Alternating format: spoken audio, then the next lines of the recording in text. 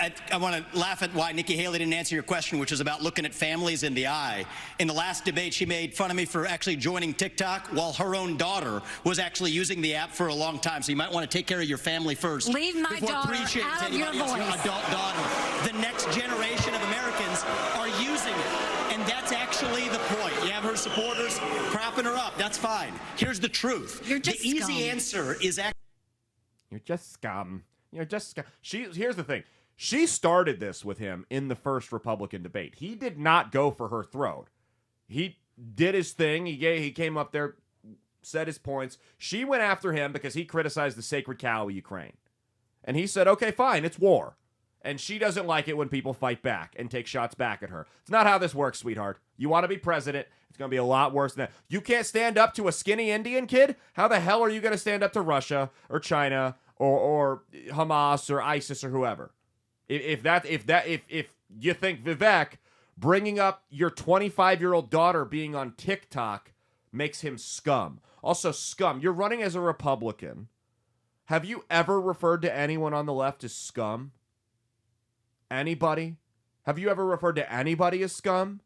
Have you referred to the people that want to mutilate kids and strip us of our right to self-defense and are hijacking the economy and driving it off a cliff, walking us into World War III? Well, she wants to walk into World War III too. Have you referred to any of them as scum? No, you haven't, because you're paid opposition. You're a hack. She is as swamp and regime as it gets. Here's the thing. Her daughter's 25 years old. She made it seem like he was criticizing her 12-year-old daughter and dragging little kids. No, her daughter's 25 years old. Also, I'm sorry, family isn't totally off limits in politics when it's to make a point. If he was just taking a senseless shot at her, like George Santos did, our future president, George Santos did at one of the other congressmen a couple weeks ago talking about his son, the drug addict.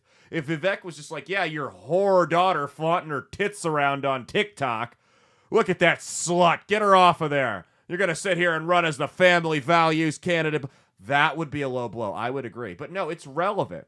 She's criticizing him for being on TikTok. She implied that he was gay because he was on TikTok. She implied that it made him less of a man. She implied it was somehow made him compromised by the Chinese. And he's like, hey, your own adult daughter has been using TikTok for years, but you're coming after me for it. Why don't you clean your own room before you worry about what else is going on outside the world? I feel that's a fair point.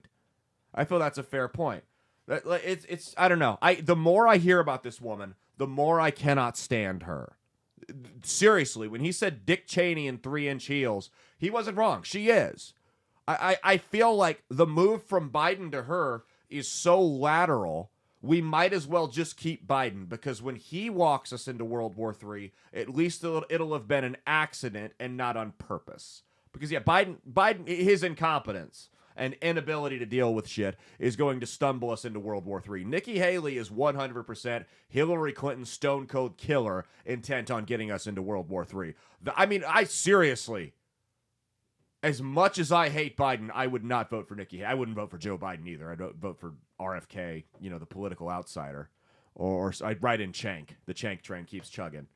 One of those, I wouldn't vote for Biden. But I would. She's almost as bad as Biden. Almost as bad as Biden. Except maybe she wants to let us keep our guns. I don't know.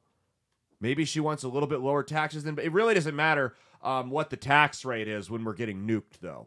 Which is what will happen if Nikki Haley becomes president. Thank God she has no chance of winning the Republican nomination, because we've moved on from the warmongering dinosaurs like her and Chris Christie. Speaking of Chris Christie, between Vivek, Chris Christie, and Nikki Haley, that's 2 Indians and a 300-pound Dago from Jersey.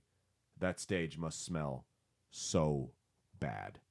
Just imagine how much Christie must sweat when he's up there in his suit jacket. And, the guy just slammed 2 sandwiches before he got there. Slammed 2-foot-long sandwiches before he got there from whatever deli. Right? So it must just... Imagine you're at the Republican debate. You're one of the candidates. Mia is trying to become the first Native American woman president. Imagine for a second you're at the podium. You're standing next to Chris Christie, who just had a hot an Italian beef and pepper sandwich, and he lets one rip next to you. That could kill you. That might kill some. It would at least knock you out or make you vomit. That would be a diversion.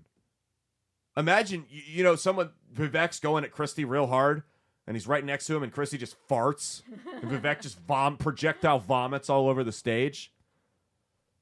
Listen, I know that Christy wants to commit war crimes and walk us into World War III, but his farts might actually be outlawed by the Geneva Convention.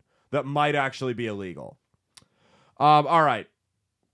No more. I hate fart jokes. They're hacky, but I couldn't resist there. All right. So Nikki Haley, let's get back to her. This woman, here's who Nikki Haley was. She was the governor of South Carolina, and she did a decent job, it sounded like, as governor of South Carolina, to her credit. Trump appointed her as ambassador to the United Nations. She did that for a hot minute, quit, came back to the United States, and then with her family started up a defense contractor company. So a company that makes money, a war profiteer, basically. They make money when we're sending stuff to you, when we're sending ammunition and guns and bombs to Ukraine. They make money when shit kicks off in the Middle East and Israel needs a bunch of weapons and the United States is either buying it or selling it to them. They make money when American kids go off to fight in whatever war we're getting involved in that we don't need to be involved in this week. Call me crazy, but I think that's a conflict of interest that someone who stands to make a significant amount of money off sending American kids off to war would ever be in a position to send American kids off to war. And even if she steps down, her family still runs the company. And if you don't think she's getting kickbacks for that, I got a beachfront property in Iowa to sell you, and it ain't Carter Lake.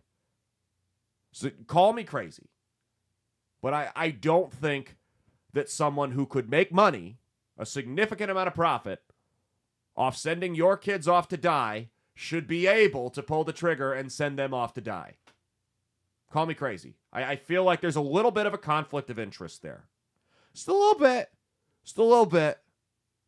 I mean, you talk about conflict of interest. If I wasn't allowed to officiate a 6th grade basketball game because my dad was the coach, I don't feel like Nikki Haley should be able to make her dad billions of dollars by sending American kids to go get blown up in some shithole country in the Middle East. Hey, thanks for watching. If you liked what you saw, be sure to click the link in the description to get the full episode on Rumble. If you prefer to listen along, you could actually get us on Spotify, Spreaker, and iHeartRadio. You can also go to www.outlawstreamers.com to learn more about not just my show, but tons of other great shows and all the exciting projects they have coming up. Follow my socials at Caleb Isn't Funny on Twitter and Instagram, at Caleb Salvatore Comedy on the Chinese Spy app that is TikTok, and be sure to like and subscribe to this YouTube channel. Thanks, and we'll see you every Saturday for brand new episodes of That's Based. Peace.